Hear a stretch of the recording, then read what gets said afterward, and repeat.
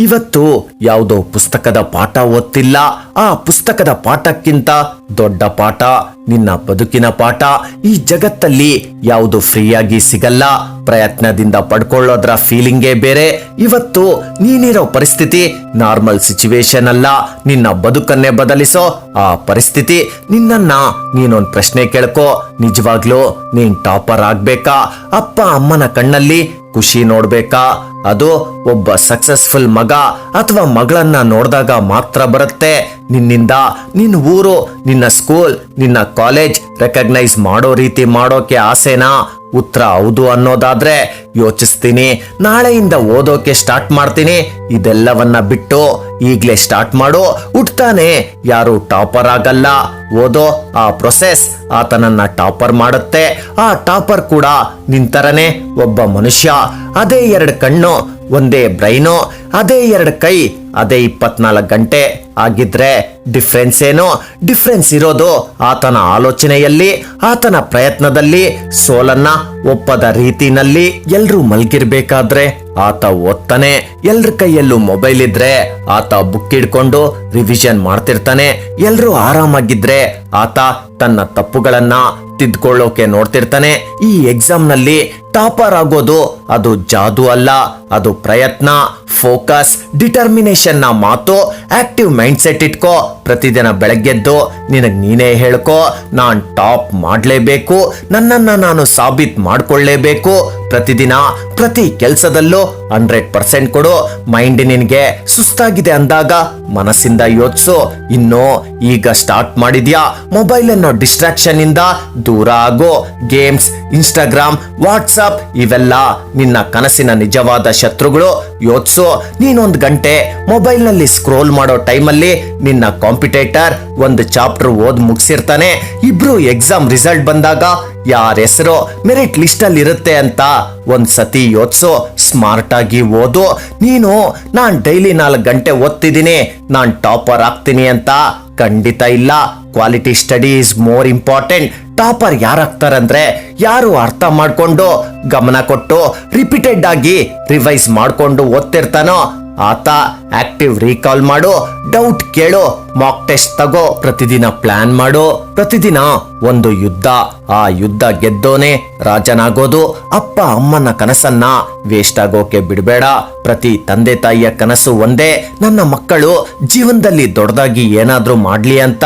Just ಯೋಚಿಸು, result ಬರುತ್ತೆ.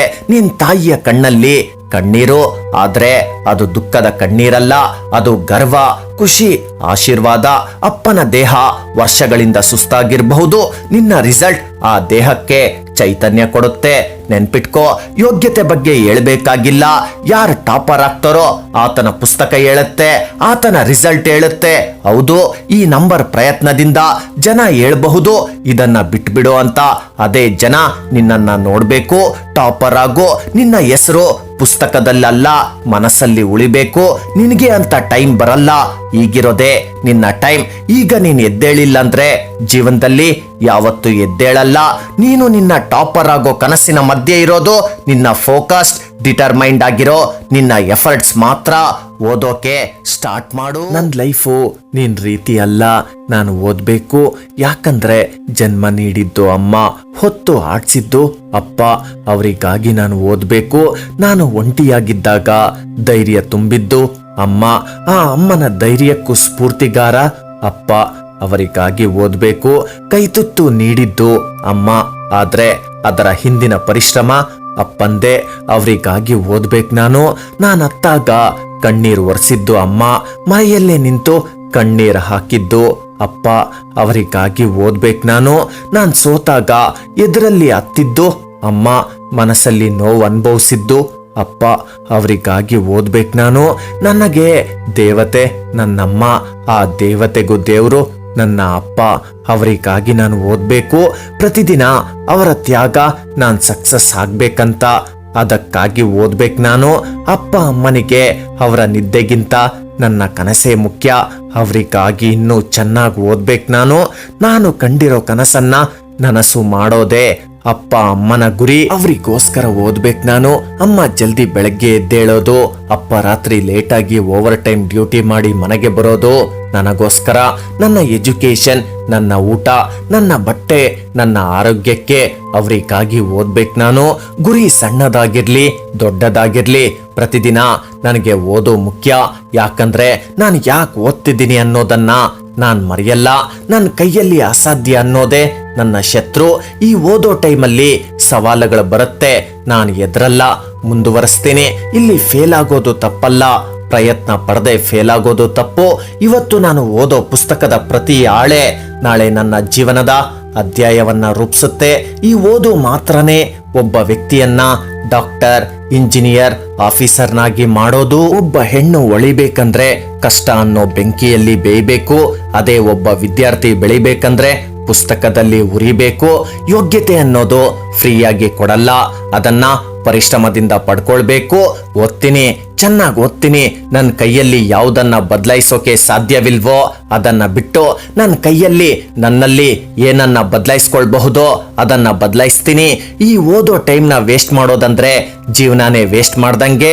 ನನ್ನ ಓದು ನನ್ನ ಅಸ್ತ್ರ, ನನ್ನ ಓದೆ ನನ್ನ ವ್ಯಕ್ತಿತ್ವ, ನನ್ನ ಓದೆ ನನ್ನ ಜೀವನದ ಸಾಧನೆ. ನಿನ್ಗೂ ಟೈಮ್ ಬರುತ್ತೆ ಅಂದ್ಕೊಳ್ಬೇಡ, ಆಲ್ರೆಡಿ ನಿನ್ ಟೈಮ್ ಬಂದಿದೆ. ಇದೇ ನಿನ್ನ ಟೈಮ್, ಈ ಕ್ಷಣ. ಇವತ್ತು ನೀನು ಎಚ್ಚೆತ್ಕೊಂಡಿಲ್ಲ ಅಂದ್ರೆ ಯಾವತ್ತು ಎಚ್ಚೆತ್ಕೊಳ್ಳಲ್ಲ. ಇವತ್ತು ನೀನ್ ನಿನ್ಗೋಸ್ಕರ ಹೋರಾಡಿಲ್ಲ ಅಂದ್ರೆ ಜೀವನದ ಯುದ್ಧ ನೀನ್ ಗೆಲ್ಲೋಕಾಗಲ್ಲ. ಕೆಲ ಪ್ರಶ್ನೆಗಳನ್ನ ನಿನ್ನನ್ನ ನೀನು ಕೇಳ್ಕೊಳ್ಬೇಕು. ಇವತ್ ನಾನು ನನ್ನ ಬೆಸ್ಟ್ ಕೊಟ್ಟಿದ್ದೀನ? ಇವತ್ ನಾನು ಟೈಮ್ ವೇಸ್ಟ್ ಮಾಡಿದ್ನ? ಇವತ್ ಇನ್ನೊಂದ್ ಚಾಪ್ಟರ್ ಓದಿದ್ರೆ ಟಾಪರ್ಗೆ ಹತ್ರವಾಗ್ತಿದ್ನ? ನಾನ್ ತೆಗಿತಿರೋ ಮಾರ್ಕ್ಸ್, ನಾನ್ ಕಾಣ್ತಿರೋ ಕನಸಿಗೆ ಯೋಗ್ಯವಾಗಿದ್ಯಾ? ಉತ್ತರ ಇಲ್ಲ ಅನ್ನೋದಾದ್ರೆ ಇದೇ ಸರಿಯಾದ ಟೈಮ್. ಬದಲಾಯಿಸ್ಕೊಳ್ಳೋಕೆ ಯಾವುದು ಫ್ರೀಯಾಗಿ ಸಿಗಲ್ಲ.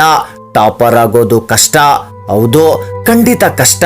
ಅದನ್ನ ಸಾಧಿಸೋಕೆ ರಾತ್ರಿಯನ್ನ ಬುಕ್ಸ್ ಜೊತೆ ಕಳಿಬೇಕು. ಫ್ರೆಂಡ್ಶಿಪ್ ಚಾಟ್ ಜೊತೆ ಅಲ್ಲ, ನೋಟ್ಸ್ ಜೊತೆ ಮಾಡ್ಬೇಕು. ರಜವನ್ನ ಟ್ರಿಪ್ ನಲ್ಲಿ ಕಳಿಯೋದಲ್ಲ, ರಿವಿಷನ್ ಜೊತೆ ನಡಿಬೇಕು.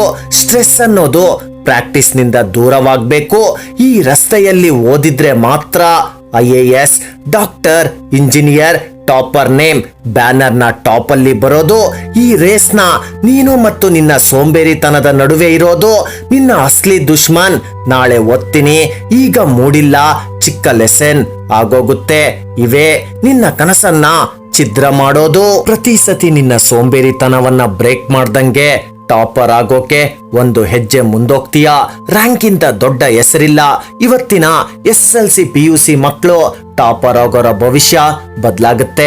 ಅವರಿಗೆ ಸ್ಕಾಲರ್ಶಿಪ್ ಸಿಗುತ್ತೆ, ಅವರಿಗೆ ಕಾಲೇಜ್ಗಳು ನಮ್ ಕಾಲೇಜ್ಗೆ ಸೇರ್ಕೊಳ್ಳಿ ಅಂತ ಕೇಳ್ಕೊಳ್ತಾರೆ. ಅದಕ್ಕಿಂತ ಮುಖ್ಯ ಅವರಿಗೆ ಅವ್ರ ಮೇಲೆ ನಂಬಿಕೆ ಬರುತ್ತೆ. ನಿನ್ನನ್ನ ನೀನೇ ಪ್ರೂವ್ ಮಾಡ್ಕೋ. ನಾನ್ ಟ್ಯೂಷನ್ಗೆ ಹೋಗಲ್ಲ, ನನ್ನ ಹತ್ರ ಒಳ್ಳೆ ನೋಟ್ಸ್ ಇಲ್ಲ, ನನ್ಗೆ ಗೈಡ್ ಸಿಕ್ಕಿಲ್ಲ ಅನ್ಬೇಡ. ಯಾರತ್ರ ಛಲ ಇರುತ್ತೋ ಅವರು ಕತ್ಲಲ್ಲೂ ಬೆಳಕನ್ನ ಹುಡುಕ್ತಾರೆ. ನಿನ್ನ ಹತ್ರ ಇರೋ ಫೋನ್ ನಿನ್ನ ದುಶ್ಮನ್ ಅಲ್ಲ, ಅದು ನಿನ್ನ ಟೀಚರ್ ಕೂಡ ಆಗಬಹುದು. Systematic way ಬದಲಾಯಿಸೋ. ಯೂಟ್ಯೂಬ್ ನಲ್ಲಿ, ಪುಸ್ತಕಗಳಲ್ಲಿ, ಗೂಗಲ್ ನಲ್ಲಿ ಪ್ರತಿಯೊಂದು ಇದೆ. ನಿನ್ನಲ್ಲಿ ಛಲ ಇರ್ಬೇಕಷ್ಟೇ. ಇದು ಹೇಳೋ ಟೈಮ್ ಅಲ್ಲ, ಓದೋ ಟೈಮ್. ದಮ್ಮಿದ್ರೆ ಟಾಪರ್ ಆಗಿ ತೋರ್ಸೋ. ಪ್ರತಿದಿನ ನಿನಗ್ ನೀನೇ ಹೇಳ್ಕೋ, ನಾನ್ ಟಾಪರ್ ಆಗ್ತೀನಿ. ಈ ಜಗತ್ತಿಗೆ ತೋರ್ಸು ನಿನ್ ಕೈಯಲ್ಲಿ ಏನ್ ಮಾಡೋಕೆ ಸಾಧ್ಯ ಅಂತ. ನಿನ್ನ ಪ್ರಯತ್ನ ಹೆಂಗಿರ್ಬೇಕಂದ್ರೆ ನಿನ್ನ ಲಕ್ ಕೂಡ ಹೇಳ್ಬೇಕು ನೀನ್ ಸಕ್ಸಸ್ಫುಲ್ ಆಗಿದ್ಯಾ ಅಂತ. ಹೋಗೋ, ಎದ್ದೋಗಿ ಬುಕ್ ಹಿಡ್ದು ಓದೋಕೆ ಸ್ಟಾರ್ಟ್ ಮಾಡು.